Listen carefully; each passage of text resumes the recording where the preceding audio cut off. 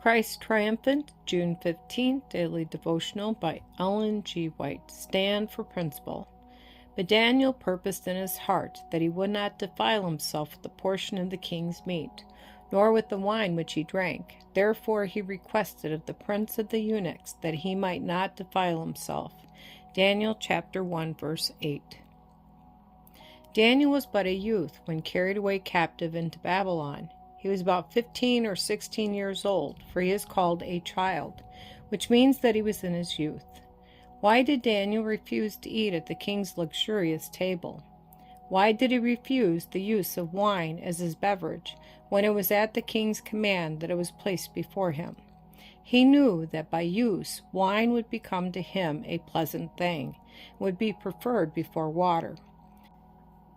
Daniel could have argued that at the royal table and at the king's command there was no other course for him to pursue, but he and his fellows had a council together.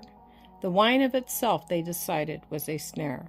They were acquainted with the history of Nadab and Abihu that had come to them in parchments. In these men the use of wine had encouraged their love for it. They drank wine before their sacred services in the sanctuary. Their senses were confused. They could not distinguish the difference between the sacred and the common fire. In their brain-benumbed state, they did that which the Lord had charged all who served in holy office not to do.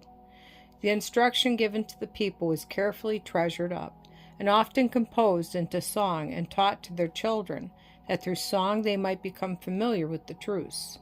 A second consideration of these useful captives was that the king always asked a blessing before his meals, and addressed his idols as deity.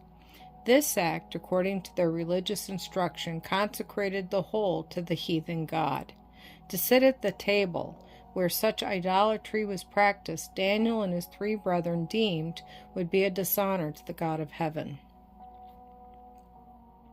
There was much involved in this decision. They were regarded as slaves, but were particularly favored because of their apparent intelligence and comeliness of person. But they decided that any pretense, even to sit at the table of the king and eat of the food or accept of the wine, even if they did not drink it, would be a denial of their religious faith. They did not choose to be singular, but they must be, else they would corrupt their ways in the courts of Babylon and be exposed to every kind of temptation in eating and drinking. The corrupting influences would remove their safeguard, and they would dishonor God and ruin their own characters.